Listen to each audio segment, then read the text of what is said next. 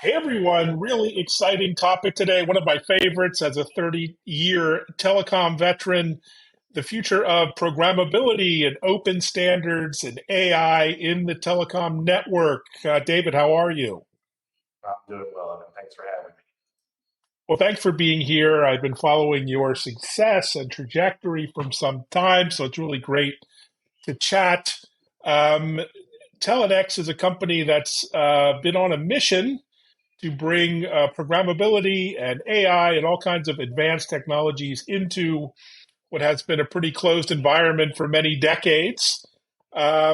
Maybe introduce yourself and the mission behind the team. Yeah, absolutely. So I'm David Cates. I'm co-founder and CEO of Telnyx. Been doing this for quite some time. Telnyx operates as an internationally licensed telco, and we've provided communication solutions to tens of thousands of customers for over a decade. We operate primarily in the CPaaS space, so often referred to as the communications platform as a service space. Though we like to think of ourselves more as a connectivity platform rather than just a communications platform. And this is thanks to the robust global network that we've built, as well as starting to venture out into some additional services for example, the licensed spectrum space. So providing IoT connectivity, which will ultimately lead us to providing fixed mobile convergence. Today, we're best known for our global SIP trunking and messaging solutions, but we've been doubling down on programmable voice with our TDC, and as I mentioned before, wireless. And obviously, we've launched a couple of AI-related products, which is why we're here, and look forward to talking to you more about them. Wow, there's a lot to unpack there, a lot of innovation, a lot of trends you're riding on top of, like mobility and CPaaS and the opening up of the network to developers, which has really gathered steam in the last few years. To maybe dive into the AI space, it's top of mind on everyone's mind in tech these days. What on earth does AI have to do with telecom and cloud communications? Yeah, I think a lot. Increasingly, I think what we've seen is the shift from what folks are referring to as sort of prompt engineering to increasingly voice engineering. And I think we're pretty well positioned to help solve for a number of those voice engineering challenges. And maybe I can tell you why we sort of developed the product set that we did and how it's different than what a number of our competitors have done. So over the course of the last few years, we've seen a lot of folks ultimately try to mimic Twilio's business and move into the CPaaS category with mixed success. But ultimately, if you look at sort of the landscape today, there's a lot of overlap in terms of product capabilities. And so as we were thinking about the next phase for Telnyx and where we're going to take the company, we wanted to do something a little bit different than what others were doing. Well, what we sort of saw from others is this notion of ultimately moving up stack and fulfilling additional sort of needs that encapsulated the entire customer experience. And for us, we thought that was probably not the right move because we're not really in the business of competing with our customers, and a number of our customers have developed applications in that sort of set of products that has emerged. And so I think it became pretty clear with time that AI was going to become an increasingly important part of the real-time communication stack. And our thinking was, okay, what are the things that we can do to help our customers be more successful as they try to incorporate AI into their businesses, their workflows, and their applications. And so the thinking was latency is important. It's been sort of a cornerstone of how we've gone about sort of approaching the real-time communications problems overall, right? I mean, you just can't beat physics. Physics is real, and light only travels so fast. And so, as we thought about solving for this latency issue, we thought it would make sense to sort of make it um, I guess the best way of describing it is like flattening the stack, so to speak. And so as an example, because we offer some of these primitives, like for example, cloud storage, you can now take relevant data, put it into a bucket, have that bucket embedded against the usage of an LLM to provide a contextualized LLM experience. And we provide access to the latest and greatest open source and proprietary models out there. And the idea was that using a combination of the storage service, our inference service, that folks would be able to easily build bots and other AI-driven applications that could be used alongside our Revel communication APIs to be able to facilitate customer conversations. Wow, that's super exciting. Lots of opportunities there with customers. So let's talk about customers. What are they looking to do right now with Gen AI with you? What are they asking for maybe today? And what are some of the future applications they're envisioning leveraging your platform and APIs? Yep. So today, I mean, I think it's sort of a crawl, walk, run approach that folks are taking. And so today, leveraging our programmable communications APIs alongside inference, you can facilitate relatively complex conversations using business documentation. So, for example, if you were to build a customer support bot, so take all of your customer support documentation that you would train a new person on, and effectively load it into a bucket, and then take that bucket, embed, hit Llama 7 billion, or hit OpenAI if that's your preference, and ultimately answer questions that customers may have. So think of it as sort of the first line support sort of task can be tackled today. And with time, I think you'll see JSON mode, function calling, some of these other feature sets to facilitate RAG, right? And allow bots to do more than just sort of answer questions and construct sentences that may answer an inquiry. Instead, actually be able to do a lookup, an API call, make a modification, change a plan. Any of those things that would typically be done out of a GUI, which in turn would hit an API, you can just now have a bot hit that API directly. Fantastic.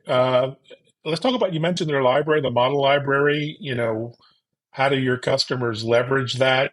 You have multiple proprietary and open source models in your LLM library. What does that look like exactly? Yeah, I mean, I think we're big believers that, and there's been a lot of writing about this, and it's going to be increasingly difficult for folks to be able to compete with the open source community with respect to the development of models. And so, we've essentially uploaded a bunch that are commonly used. So you can think of, obviously Llama has been doing really well. Llama 3 is incredible. If you haven't been able to kick the tires on it, I certainly encourage you to do that. Mistral has been another one that we've been using, DeepSeek, and so forth. So if it's doing well in Hugging Face, it's likely that we've loaded that model onto our GPUs, and you can give them a shot and use them alongside the APIs that you've come to know and love. Fantastic. What a great opportunity for developers. How do they get started? Like you mentioned, crawl, walk, run. How do you how do you crawl with AI, get started, and how do you support customers in that early journey? Yeah, I mean, everything that we built at Telnyx has been designed to be consumed in a self-service manner. So it's as simple as going to Telnyx.com, hitting the sign up button, putting in an email address and some additional info there, and getting an account going. and and from there, it should be relatively intuitive.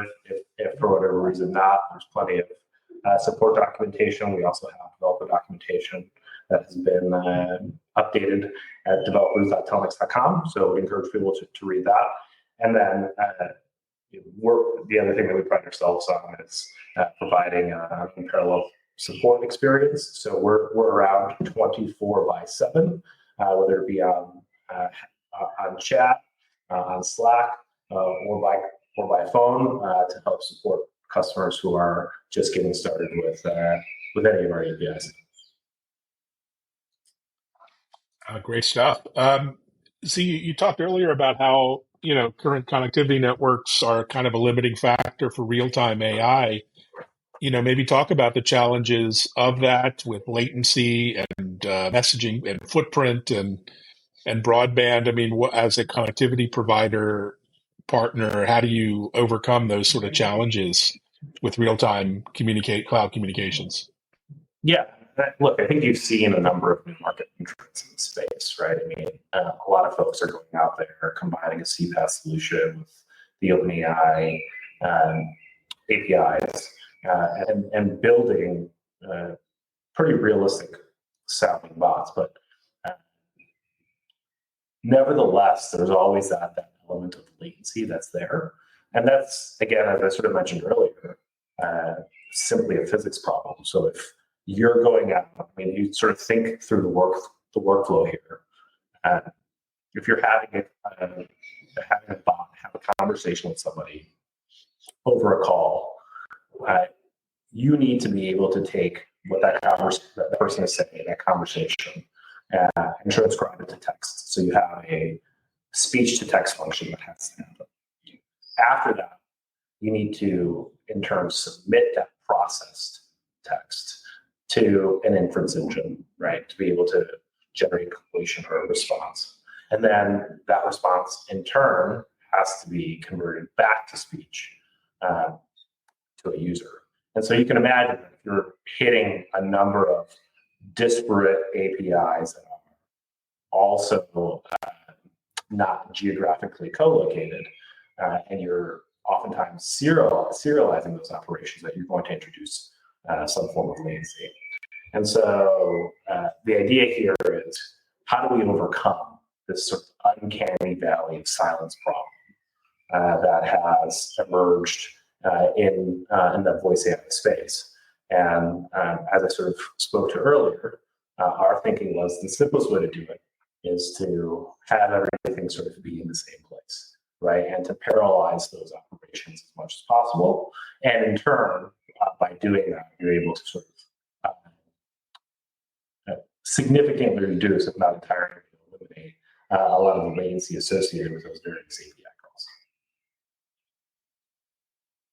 Fantastic. And I'm looking through your Twitter feed. You have just amazing examples of technologies you built in to your platform: noise suppression, wideband codecs, echo cancellation. So many opportunities. Those are super important too, right? I mean, I think one of the things that we've been able to overcome, and it's been a challenge in the industry for some time, is despite the fact that most handsets are HD capable, inter-carrier operability has typically been limited to the good old-fashioned G711 ULAW or ALAW codecs, right, which are comparable to sort of a standard old-school POTS line phone connection. And so one of the things that we sort of have taken on is, hey, if we're going to make these bots truly understand what a human is saying, we need to give them the highest quality sound to make that possible. And so through the use of HD voice codecs, so in our case, we'll take the AMR wideband that we're getting from a mobile operator and actually transcode that to a open source codec that's not licensed, like Opus or G729. Not 729, G722. Sorry, 729 is it's not a licensed codec. And with that, give them the sort of ability to have a more enriched sort of audio flow coming from the far end, and therefore improve the bots, I guess, for lack of a better way of putting it, ability to understand what the user is trying to accomplish. Fantastic. And clearly your users are recognizing your advanced technology. I see you were named a leader on G2 for VoIP and CPaaS. Congratulations for that. What do you think's been your differentiator there? There are some very big, very legacy players out there who've been doing this a lot longer than you. What's been your success sort of factors here with customers? I think really we're very focused on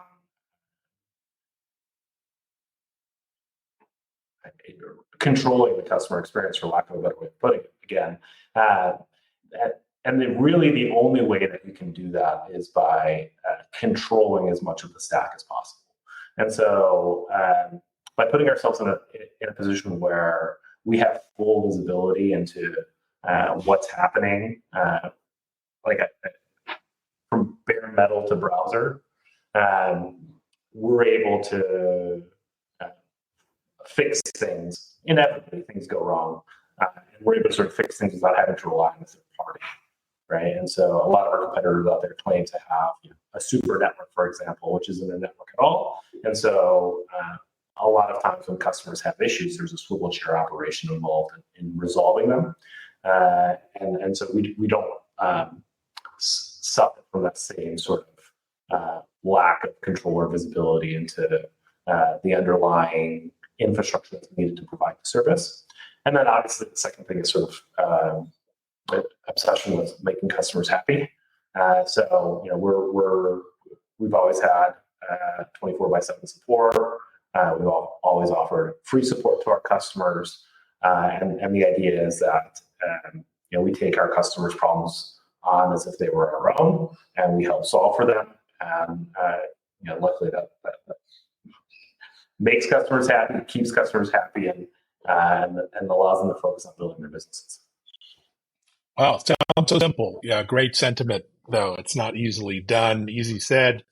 And I see you have so many different use cases from, contact center we talked about through to here's one, Best Canada Energy, enhancing real-time control monitoring of energy systems with your IoT SIMs. That's a pretty diverse set of, customers and applications, use cases. Care to talk about any of those in particular? Yeah, I mean, I think again, sort of this you're hitting on a point that I tried to make a little bit earlier in terms of seeing ourselves as a connectivity platform rather than just a communications platform. And so I think a good sort of analog is like just think about how phone companies developed over the course of the last century, or even more than a century now, and we've just been able to do that substantially less time. And so the idea is anything that you would get from an incumbent telco, we want to be able to provide it in a way that's easier to consume and easier to ultimately program. So that I think that's sort of spans a number of use cases that are out there. Again, including everything from connectivity, and from a connectivity standpoint, we support sort of energy monitoring solutions, sensors, smartwatches is a big one as of late, and we combine that oftentimes with our voice capability to facilitate phone calls over devices. We see a lot of folks using us in point of sale payment systems and the like. And you can imagine that the same infrastructure that we're using today to support LLMs or generative AI, that same infrastructure can be used for a variety of other machine learning use cases. And so, we've been spending a lot of time today talking about sort of voice bots, but you can imagine if you had a SIM deployed, that SIM deployed and needed to report back data. That data can in turn be processed on a GPU at a place that is relatively local to a SIM. So, that, for example, touches on the breakout capability that we've been working on. oftentimes people like travel to Europe and they don't realize that when they hit the browser on their phone, when they're sitting in Europe, they're actually taking those packets all the way back to Kansas City or New York or California. And so because we're so deep in the stack, we can sort of optimize around making that stuff take different paths and paths that are more efficient, again, from a latency perspective, and closer to not only our infrastructure, but other cloud infrastructure providers. Fantastic. I see you're also working with Microsoft in areas like direct routing for Microsoft Teams. That's a super hot area at the moment and growing given Microsoft footprint. Maybe talk about those partnerships that you have with people like Microsoft I think, or others.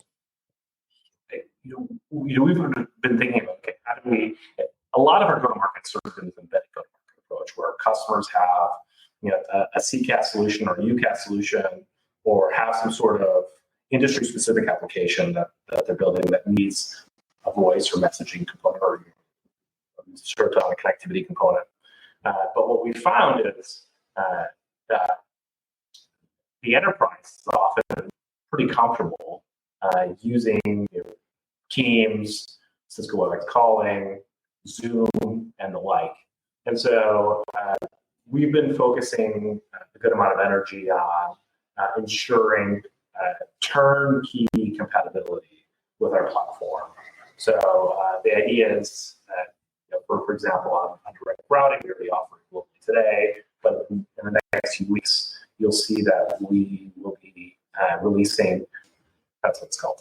So we're going to be releasing global operator connectivity, meaning that you'll be able to go into your Microsoft Teams platform, select Telnyx as a carrier, and order phone numbers in 30 plus countries.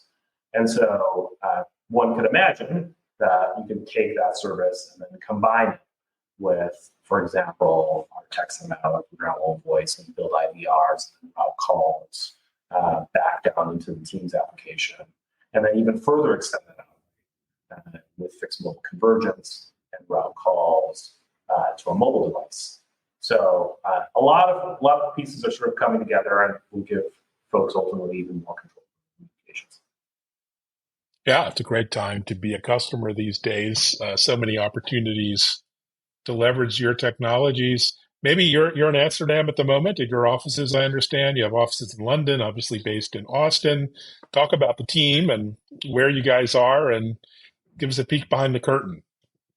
Yeah, so we have offices in Denver, in Dublin, and in Amsterdam currently. We're contemplating opening an office in the Asia Pacific region, so still debating where exactly we'll put that. The team is global, more folks outside of the United States than in the United States, growing pretty quickly, very engineering heavy, and obviously very real-time communications heavy. So very excited by the progress that we've been able to make as a team and the solutions that we've been able to build with our customers. Fantastic. So beyond your visit to the Amsterdam office, what are you looking forward to over the next few weeks? Any meetings or events or otherwise?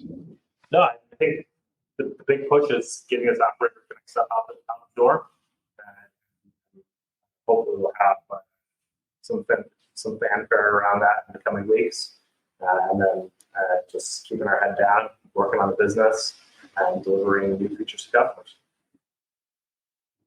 Fantastic. Well, it always sounds so straightforward, but there's so much complexity behind the scenes. I can only imagine, but thanks so much for sharing a bit of the vision and the mission. And I learned quite a bit. You guys are really pushing the boundaries of what's possible in communications services these days. Thanks, David. Thanks for joining. Yeah, it's only the beginning. Thank you for having me. Exciting times ahead. Thanks, everyone. Thanks for watching. Take care. Thank you.